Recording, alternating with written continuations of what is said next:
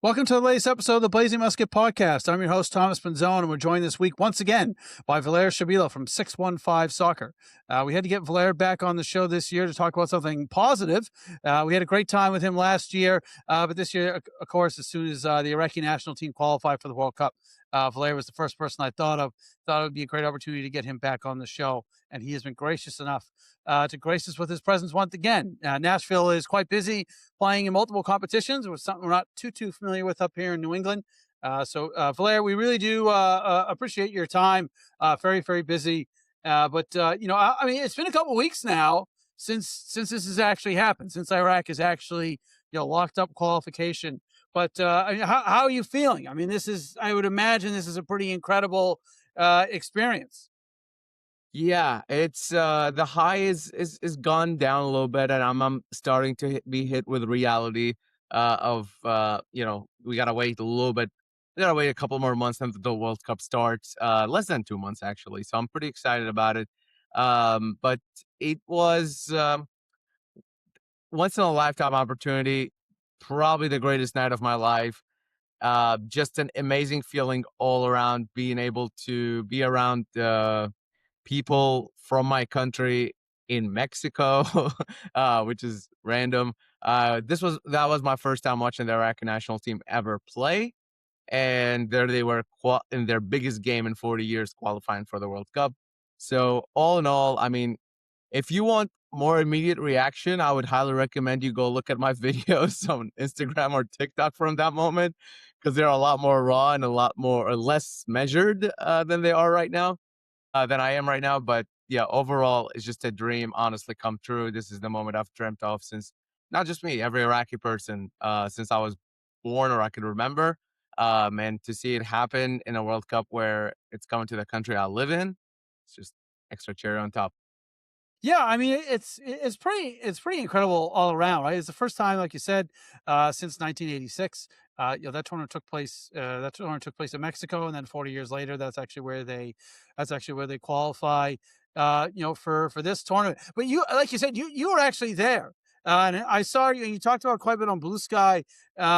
It's Look, in addition to obviously being there to see this actually happen with your own eyes. Uh, what was the rest of that trip like? It seems like you had a pretty good time, and the Iraqi people that were there in general were very welcome to Mexico. Yeah, absolutely caught me off guard. I made a video before I went out to Mexico, and this is specifically Monterey. This is where we were, and I only spent about 3 days there, so I wasn't there for a long time. But I made a video, and I was kind of asking for recommendations, just saying, "Hey, I'm coming to Monterey." On social media, there's this big push for Mexican fans to support Iraqi fans who were coming to Mexico or just support the national team in general. And it was cool because it was just one of those moments where like the connection here is just soccer, and they know that Iraq has gone through some stuff in the past, and they know that they want to support those people, and they knew that it's been 40 years, right? It was kind of a common thing there. So there was a lot of nice social media interactions on my stuff, but also all the other Iraqi, like, you can call them content creators or podcasters or people in general. So that was really nice to see to start with. I was like, I was talking to my friends. I was like, look, and people are supporting us. This is nice. But then what really shocked me is that it wasn't a social media thing. It was all over Monterey. I mean, when we got in an Uber, we would tell them we were from Iraq, and it would just be like "Vamos Iraq," like like supporting us. And there's so many beautiful interactions of Mexican people and Iraqi people. Neither of them speak each other's languages, but just kind of in this sort of welcoming spirit, they were really excited that people were coming to Monterey to see the city, to see the country, and then to also for this game. And they welcomed us with open arms. And honestly, it was one of the most welcome I felt anywhere. I felt really safe. I felt really good in Monterey. And it's really hard not to feel good when everybody wants your team to win. like Yeah. somebody told me, good thing you guys weren't playing Mexico there. And I'm like, yes, because that probably wouldn't have gone half as I would have probably had to like hide the fact that I'm from Iraq. But it's the difference between that. And then there were some Mexican people who were wanting Bolivia to win, who were Iraq's opponent, but I would say most people were cheering for Iraq more than Bolivia, which surprised me, but it was a really, really nice surprise. And then, man, well, I know we'll get to the game itself, but like on game day, being at that stadium, the Mexican fans were chanting just as much as not more with us for Iraq. And that to me, like there were times where I got tired and I stopped chanting, and the Mexican fans behind me would like tap me on the shoulder, be like, Iraq, like let's go, hype me up. And I'm like, this is a weird world we live in. Like, like this is the first time I'm watching the national team here in Monterey, Mexico. Here I thought it would be me and like maybe a few thousand Iraqi people. But no, it was like 10,000 Iraqi people maybe, and then like the rest were Mexican fans, mostly cheering for Iraq, and then a few, obviously 1,000 Bolivian fans as well. But like, just overall, an incredible experience, and I can't thank the Mexican folks enough for all of that. Yeah, I mean, this is what the World Cup is. This is what it's supposed to be, right? This is what we get told is what makes everything so incredible, right? Is that fans from all over the world come together, and yeah, of course they're supporting their own individual teams and countries, but you're all there for soccer. You're all there because you want to enjoy a good game, or you all want to see something. You want to see something special, right? Something that hasn't, in this case, something that hasn't happened in 40 years, when the game wasn't as accessible on TV, or there was no social media. So to really, this is what we get told. The World Cup is all about. Look, unfortunately, it's about some other things, but it is nice to at least see for this one short period of time, that two groups of people that, like you said, have no real. There isn't necessarily a connection between Mexico and Iraq. But hey, who cares, right? It's a good time, and a bunch of people get behind the team, and it's great. Um, the game itself, I'd imagine up until the final whistle goes and qualification is secure, and then obviously the real party can start. How nervy was it to be in the stadium? It can be tough to be in the stadium zone. You don't necessarily get to see the replays as much. You're not keeping up with what's going on. I mean, how nerve wracked were you, during the course of the game itself? Man, I cannot explain it. I was saying things and doing things with my body that I had zero control over. I would I would apologize. I would like to apologize for the people around me, but I think they were in the same spirit as me, so I don't know who I'm apologizing to really. But um, the referee heard some things that I have probably never said in my life. Uh, Again, I couldn't sit down. The people behind me had to stand up as well because I just genuinely could not sit down.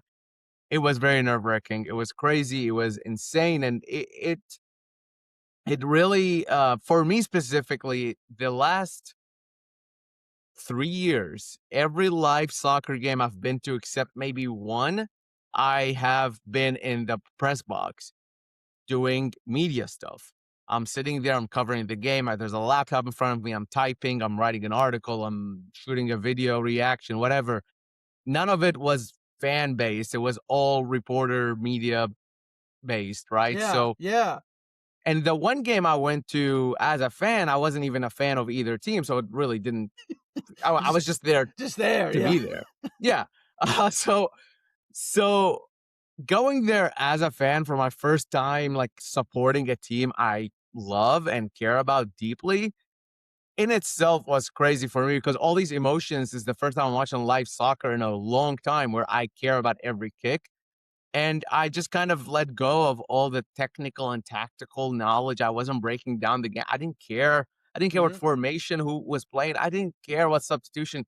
Literally, all I wanted was just for us to win. And like that's what I feel like fandom is, and that's why we we are fans of these teams and we care about these teams. And to be able to experience that after all the sort of media stuff for the longest part, it was really nice. And to be experiencing that with Iraq for the first time in my life again, just incredible. And I think once that final whistle went, it was just absolute delirium. I mean, I just couldn't maintain myself. And then we celebrated in like the area of our seats for about an hour after that final whistle.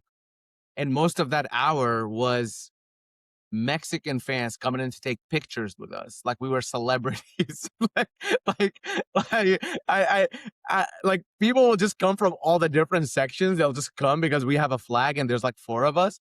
And they'll just like come give us a hug, congratulate us, and ask us to take a picture with them. Amazing.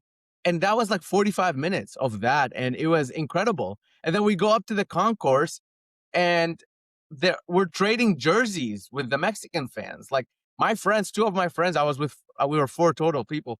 2 of them traded jerseys with Mexican fans. And it was just like, here's the Iraq jersey, here's the Mexican jersey. And now it's like kind of like this bonding experience of like, I have just, I imagine this game going in a lot of different ways on the pitch. And I'd imagine this game going a lot of ways off the pitch. None of that was, None of none of that was in my bingo card. So just, yeah, again, I know I keep going back to this, but I think it's all down to what Mexico provided and the Mexican people provided to make this even more special than what it already is, which on the pitch, obviously, like those players put in great performances and they deserve all the credit. But like, again, this helped us, the fans, feel like part of this, but then also helped the players because the players felt the sort of Mexican love for them. Mhm. And a lot of them even talked about it afterwards, about how they're never going to forget this and how special Monterey is going to be for us. Yeah, no, absolutely. And it's funny too. It's interesting because I know that the guys to the Blazing Musket that go to games and cover games, whether they are or are not a Revs fan, like you can't. You're in the press box. You can't react to anything, right? You just Yeah. gotta call. Okay, yep, this happened. 75th minute yellow card, right? Like that's all you can do, right? So yeah, it's interesting that you've got to kind of like whatever emotions you do have, you have to be professional and keep it all Hmm. bottled up. And then this once in a lifetime thing, and it's like, oh, hey, this is the one time I can be as crazy of a fan as I want. Yeah, it's very liberating, right? It's very Yeah. liberating to be watching a Yeah. game and you know what you can react how you want to react for sure. Um, so how did it get to how did it get to this point for Iraq where they had to go into this last round of qualification and and weren't able to secure passage just through the Asian qualifying. Was that a up and down experience? Did you think that this was the only way they could get in, or were the expectations higher or lower? No, the expectations were higher for sure. I think there are in there. So they entered the Asian qualification in the second round based on their placement, and they won in that second round. They topped their group, went into the third round, which is supposed to be the final round, but as we're gonna learn, there is not the final round. And what ends up happening in that third round is that the top 2 teams go directly to the World Cup, and the third and fourth team go to a next round of qualifiers or a playoff in Asia, and then the bottom 2 teams they go home. A lot of people, because of our group, who we had with us in our group, it wasn't viewed as some sort of murderer's row. South Korea was with us in our group, which they are a giant in the continent. Sure. But other than that, it was Jordan, Jordan, Kuwait, Palestine, not teams that should give Iraq that much of trouble. And many people looked at Iraq as the second team to go through directly to the World Cup after South Korea. Well, that didn't happen. Iraq drops point to Kuwait and Palestine, 2 teams that are way, way, way below in terms of quality. And all of a sudden, Iraq find themselves in third place, go into another round of Asian qualifiers. Now they're split into groups of 3 teams playing 2 games. They play those 2 games. If you finish first, then you go directly to the World Cup. If you finish second, you go to yet another playoffs within the Asian Confederation. They finish second. They go to a third playoff. Now you play 2 games against the same opponent, which was UAE, United Arab Emirates. Within those 2 games, they play the first game in the UAE, and they come back home. They tie that game. They come back home to Iraq and play that second game, and it goes down to the very, very last second of the game where Iraq earns a penalty, and Amir Amari steps up, scores that penalty. Now you think it's going crazy, celebrations all over Iraq, but not because they made the World Cup. No, because they made the Interconfederation playoffs, where they have to go to Monterey, Mexico, all the way on the other side of the world to play Bolivia, or the winner of Bolivia and Suriname, and ended up being Bolivia. So Iraq played the most qualifying games of any team that qualified to the World Cup. 21 games is how long it took them, about 3 years to qualify for the World Cup. Iraq also were the last team to qualify for the World Cup, as that game was the latest game. Uh, Kickoff was like 9:30 p.m. local time, and that was the last day of any team making it. So yeah, very very long way of saying this was not how we expected to make the World Cup for the first time. I mean, it was just an insane amount of games, and within after failing to qualify directly in that sort of round, we had a coaching change as well. So Graham Arnold comes in. He's an Australian coach. He's a coach who coached Australia in the last World Cup where they went toe to toe almost with Argentina in the round of 16.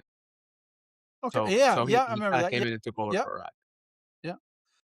I mean that's got to be like the longest qualification campaign Ever. ever. I mean Yes. that's Yes. wow, man. I knew it. You know, they're getting down to the end here, but I mean, sounds like they went through like six six rounds of qualifying. It was crazy. It was Yeah. crazy. Wow. I mean, just keeping track of that has got to be a bit of a challenge as well. Okay, so you know the group of players now that is qualified. I think this is always interesting when a team that is either going for the first time or going for the first time in a long time. Is this a group of players that the core group of this team are they coming into their prime where this is looked at as a group that however well they do this time around you'd expect to see them again in 2030, or is it more of, look, this group, the core of this team this is probably their one and only opportunity. Like, what does the core of this group look like in terms of where they're They, at in their careers? they are younger, and I think we'll see a lot of them.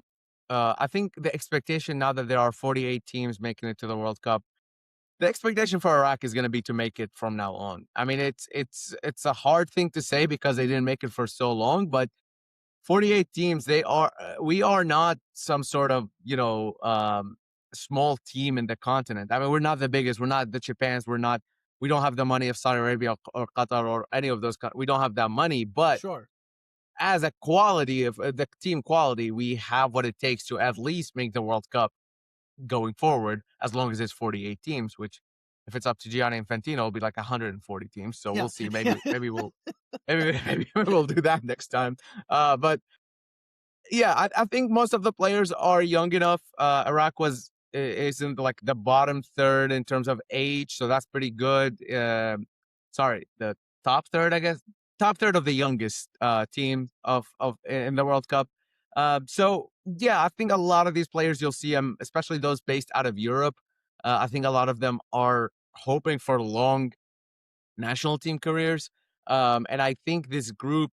Um, I I want to say with Graham Arnold specifically, I think he has a lot that he wants to achieve with Iraq currently, and it's gonna mostly just depend on who's the next coach that comes through. Because I highly doubt after he finishes this World Cup, I think he'll be looking to, you know, I mean, he said it in an interview, like, I'm gonna look for the next team that hasn't made the World Cup in a long time and go there. Like that was that was kind of like I think he said it as a joke, but I think part of him is really kind of thrives for that. So I think it's gonna depend a lot on who's leading the team, but I do feel like a lot of these players will return hopefully in 2030 if we make it. Yeah. Yeah. Absolutely. So I mean, how is in not necessarily over the course of the last 40s, but in recent times, has Iraq, how have they done, in other tournaments, in Asian wide, confederation tournaments, and I believe there's also some more like regional tournaments as well. So like, have they had success, outside of World Cup qualification? Yeah, the biggest success came in 2000. So in 2007, Iraq were in the midst of a civil war, essentially. A lot of stuff wasn't going. 3 years removed from the American invasion of Iraq. I mean, the country was not doing great. Let's just say that. And it was one of the darkest moments in the history of the country. And this team, with very limited um, resources, I mean, they had like one kit essentially for each player. There were logistical problems, like the team physio. was killed a couple days before the tournament started. They were just I honestly can't even list all the sort of obstacles they were dealing with. The coach only had 2 months with the team. This is in 2007. Going to the Asian Cup in 2007, they went there and they actually in the group stage defeated Australia, which is a giant in the region. Yeah, They defeated yeah. Australia 3-1 in the group stage. And guess who was coaching Australia? Graham Arnold, who's the coach of Iraq right now. So really weird thing. But then they make it into the quarterfinals. They win that. In the semifinals, they play South Korea, again, a giant. They beat them in penalties. They go into the final to play Saudi Arabia and they win 1-0. And like Iraqi legend, probably the greatest Iraqi player of all time, if not maybe the second greatest Iraqi player of all time, Yunus Mahmoud. He scores a header in, and that header goes into the like memory of every single Iraqi ever. It is the header, is the goal that united a country that was literally divided by a civil war again. There were celebrations in the street. The war paused for I don't know 3-4 days. I mean, there were no killings, there were no bombings for the first time in years. And I was there. I was still in Baghdad. We hadn't left yet, so got to You were experience there? that. And yeah, yeah, that was an amazing. I mean, it's when I learned that soccer is more than a game. It's more than a sport. It's like this uniting factor that brought in Iraqis from all over the world and people who were obviously in Iraq from different ethnicities, different religions all together. And there was just this massive, massive celebration, this massive release. And so 2007 is the biggest accomplishment. There's been a couple of other sort of smaller, less recognizable titles, but nothing near 2007, which is again, I mean, I highly encourage everybody to just look into that because I'm summarizing it in a short answer, but there's just so much that went on there and what they did, what those players did, it was just incredible. Yeah, I mean, you consider the circumstances that the United States had launched a war for invented reasons not too long before that, and this is why I always kind of wonder about like the U.S. obviously was there for quite a long time, and it didn't go very well for anybody really. How is how has soccer survived in this through all this all this devastation? Like is the league in Iraq? Is it like in a functioning state? Like just what is it kind of like there now? Because the image that most Americans have of Iraq is mostly what the U.S. went over and seemingly dropped bombs all over the place for close to 2 decades. Yeah, I mean, one thing you need to understand about Iraq is that soccer has been and will be pretty much the only release for the people. It is what we have always had. The national team is what we have always had that united us, the only thing that unites us in that way. Um, and look, the Middle East in general, but if we're speaking about Iraq, we do things to ourselves a lot of times. And then if that isn't enough, the US and other countries like Iran come and do things. I'm laughing, but you know what I mean? Yeah, Like, yeah, yeah, so yeah. it's No, like, no, it's yeah, it's like rough. before the US invaded Iraq, the second time, I guess, the Saddam Hussein's son, O'Day, he was in charge of the FA for a while. And he was like torturing players if they lost a game, essentially. Yeah, They yeah. he was torturing these athletes for losing a game of soccer. That's that was happening, and then you have war, you have civil war, you have terrorist attacks. Then, like a few years later, you have ISIS. I can't summarize all of that into this podcast, but what I can tell you is that Yeah. every single time something terrible happened, what we always looked for as the people was our national team to go out there and win a game essentially because that was the release. That's what we all sort of bonded on. And this win in 2026 is no different. Yes, the league is doing better now. It's been a few years of really good stable Iraq. Not that it's problem free, but it's stable. And there's a lot of development happening in Iraq currently, not just in sports, just overall. And I'm very excited for one day to hopefully visit again because I haven't been back since I left. So the league and sports in general, specifically soccer, since it's by wide margin the biggest sport in the country, have benefited from this development and things have gone better. The other thing I'll say is that there's been a huge infusion of diaspora um, expat community players into the national team, which have really led to this sort of mixed culture within the national team. Because people like me and people who left before me and people who left after me, they had kids in the diaspora, and those kids can represent multiple countries. If I have a kid, I mean, even myself, if I ever played to any respectable level, I would be able to, represent both countries, right? And there's a choice there and all that. So that's another thing that Iraqis are benefiting from, even though the reasons those people left Iraq in the first place were, absolutely horrifying, whether it was war or Saddam Hussein or you name any of those reasons I talked. Yeah, yeah. Yeah, well, because I mean, before the two, the two U.S. invasions, of course, they had a lengthy war with Iran in the 1980s as well.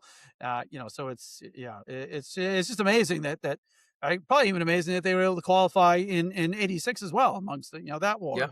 yeah. Yeah, but it's I was going to ask about that too. Is the kind of the makeup of the squad are all these guys outside of Iraq in terms of their the clubs that they play for? Is there anyone is there anyone that's playing anywhere in the U.S. that we might see playing for an MLS team or a USL team? Like where are these guys kind of all situated with their club situations?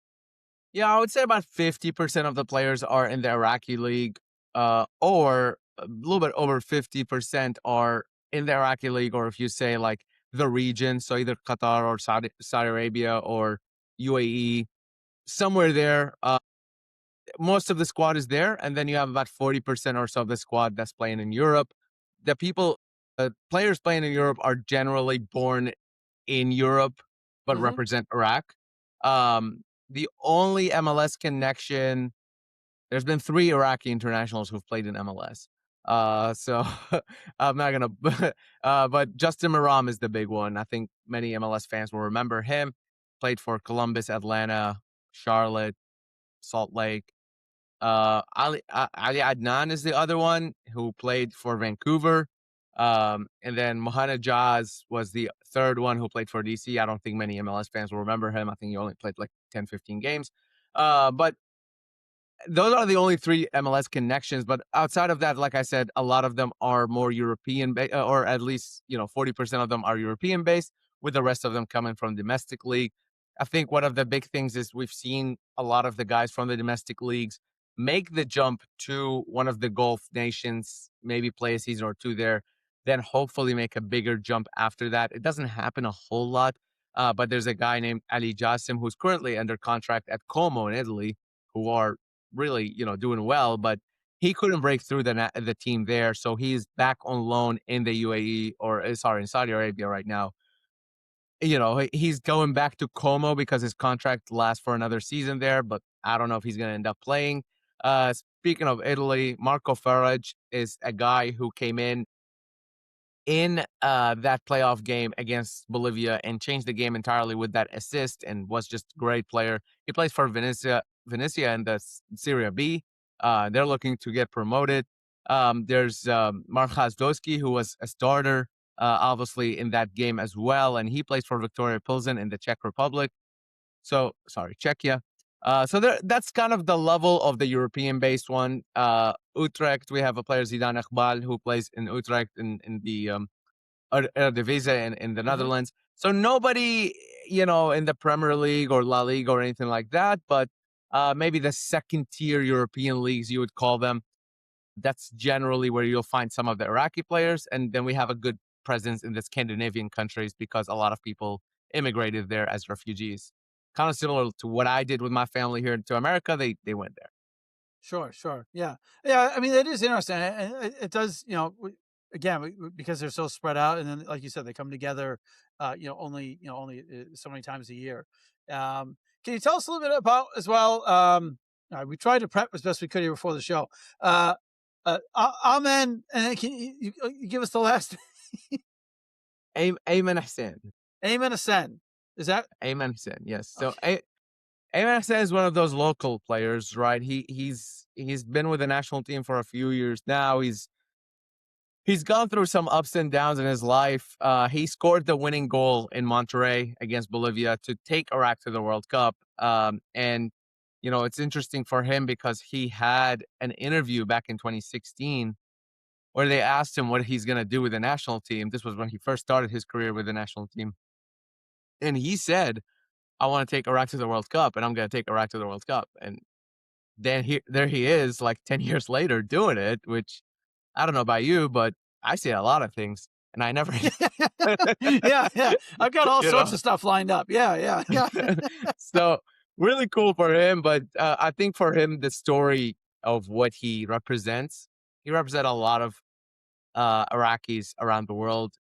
His dad passed away. He was in the army, passed away due to an Al Qaeda attack in the mid 2000s.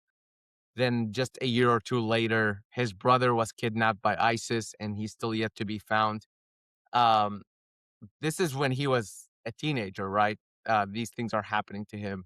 And somehow he found it in him to play soccer well enough to get scouted from a poor family, essentially, and not only make it to where he's a professional soccer player, but he became a professional soccer player, played for the national team, and has had professional experiences in Tunisia, in in Saudi Arabia, in Qatar, and now he's back in Iraq, and he's went with the national team and literally took us to the World Cup. I mean, he's he's the story of Iraqi people in many ways. We Yeah, all yeah. either felt what he felt or we know somebody who went through what he went. And that's seeing him excel at the highest stage is honestly amazing. And on the pitch, he also g- got a lot of criticism because against Jordan in the Asian Cup in 2023, he celebrated a bit much, I guess, and got himself a second yellow and got sent off. And Iraq ended up losing that game in the round of 16. Um, and you know, people weren't happy about that. He got Sure. booed Yeah, a yeah. lot and sometimes by his own fans. And to be able for him to come back and become this sort of national star, an international star, actually, if you look at the people covering him, it's just incredible experience for him. And he's gonna be there in the World Cup. He's gonna be leading the line. He's 5 goals away from being third, I think, all-time goal scorer in Iraq's history. So between now and the World Cup, he might hit that. Iraq have only scored 1 goal in the World Cup, and that was Ahmed Raleigh back in '86. Again, their only appearance.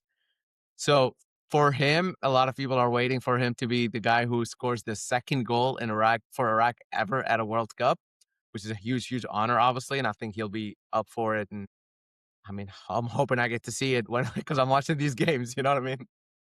Yeah, yeah, absolutely. I just think it's really incredible that the some of the adversity that people can come through and excel at such a at such a high level, and also to come out and proclaim that you're gonna go and do something that at that point, 2016 hadn't been done in 30 years. So even then, it's not like it's like, wow, we missed last time, but I'm here. I'll get it all straightened out. Right? It's been quite some time. Yeah. It's always like that, or always just it's just really impressive that people can find a way. Yeah. So look, speaking of these games, can you tell us just a little bit about the travel? What are your personal plans and are Iraqis that are still that are outside the U.S. Have you heard anything about what their plans are and what obstacles they may face if they decide to come over? Yeah, it's gonna be hard for Iraqis in Iraq to come to the US, mainly cost wise, and that's not just for the World Cup. That's just because the US is expensive in general, but also because the World Cup is expensive. I think some people will come, and I think there are some visa issues as well. But for the most part, Iraq and the US, okay, you know what? I don't know. That it's okay. It's okay right now. It's not the relationship that used to be before when Saddam Hussein was in power, for example. So Sure, there's a sure. little bit more of a connection between the two countries, and I think some people will be able to get visas.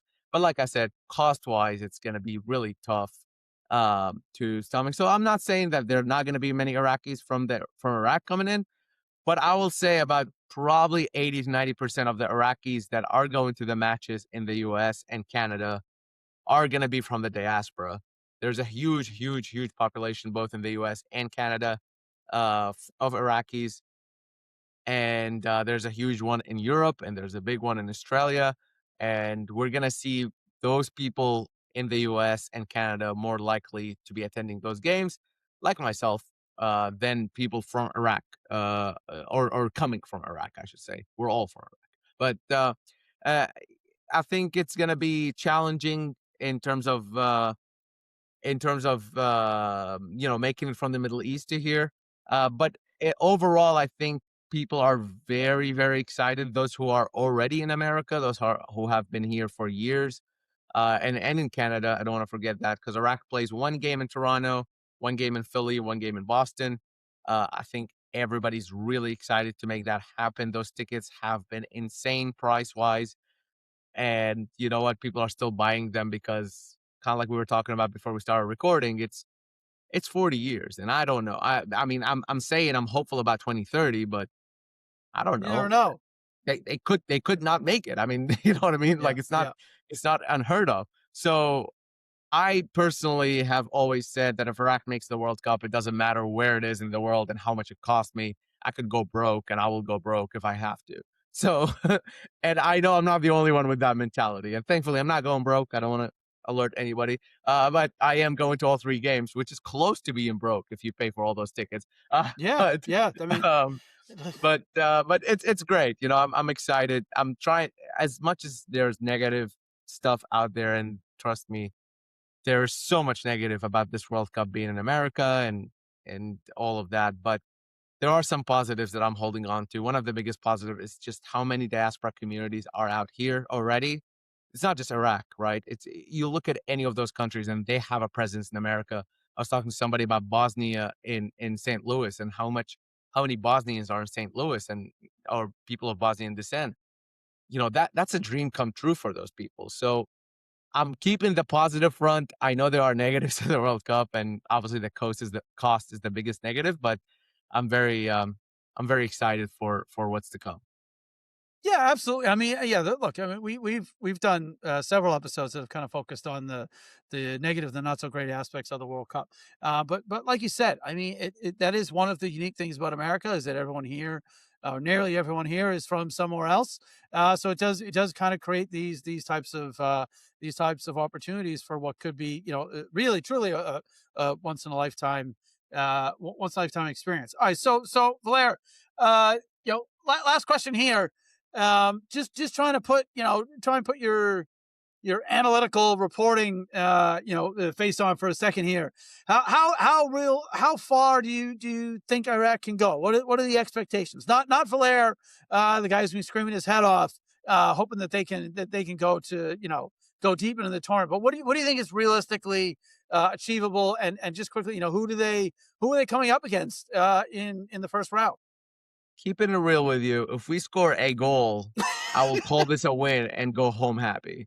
Uh, because the reality is we've been put in the group of death, with Erling Haaland and Norway being our first game. Our second game is Kylian Mbappe and France. And our All right, third rough game is start, rough Senegal, start. who, yeah, and Senegal's the third game, who, just won the AFCON, for example, just casually with Sadio Mane. So yeah, I don't know, man. I mean, it's really, this was not for the analytical of me.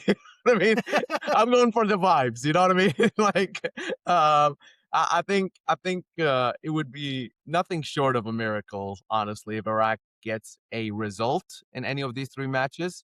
Um, if Iraq makes it out of this group, it would be, I don't even know if we have anything in World Cup history that would even come close to this. I mean, it is as far fetched as possible.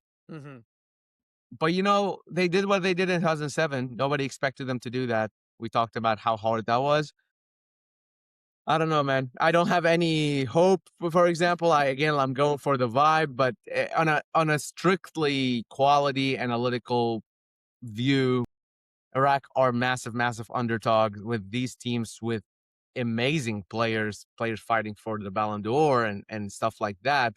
Um, but for us Iraqis, I think it's also there's an element of excitement that our names are mentioned around these guys. Like if you're an Iraqi center back and you have to defend Mbappe, yes, you are scared because he's Mbappe, but you're defending Mbappe at the World Cup, and I think everybody will take, you know, I mean, nobody saw that coming, right? A few years back, nobody saw that coming. Seeing seeing seeing the Iraqi flag in the like groups graphic got me excited. You know what I mean? Because it's Yeah, something I've yeah, never yeah, seen. absolutely. Like the Yeah, last time they were there, I wasn't even born. Like it just yeah, not even, yeah. so it's very cool to see that in itself. And I'm not saying that's enough. It's enough maybe for us fans, but I think for the players, they're gonna be thriving to do better. And I just realistically speaking, I don't see them getting a result here. But if they can get a goal or two, I think everybody will be proud of them. Yeah, yeah, absolutely. And like you said, though, just to earn the right to play those teams in this tournament is, a significant achievement. That you're going to be able to enjoy, and you're going to be able to watch it, happen right in front of you. Yeah, so absolutely. I mean, I do think there's a lot. I'm sure the players, again, that opportunity just to challenge themselves up against those some of the best players in the world. Like you said, that's what you dream of when you're a little kid. That you'll get that opportunity someday. So yeah, look, it's gonna be really exciting to see how they do, to see how well the Iraqi support is able to turn out for them as well, and hopefully they can be a real bright spot on a tournament that of course does have some shadier sides to it as well. Valair, look, we really appreciate your time. Great opportunity to have you on the show to come back on and talk about a much more positive situation than when we had you on last year. But yeah, look, really, really appreciate it. We know you're super busy. If people want to keep up with all your work, of course, the 615 covering you're covering Nashville, all the soccer down there, covering the Iraqi team as well, and the World Cup as general. Where is the best place for people to keep up with all the great work that you put out? Okay, put a seatbelt on. There's a couple places we got to go to. So first, I freelance for Kickback Soccer Media with some great folks. Obviously, if you guys haven't checked that out, so definitely go check back Kickback Soccer Media. 615 Soccer, where you'll find MLS and Nashville stuff with my colleague Ben Wright.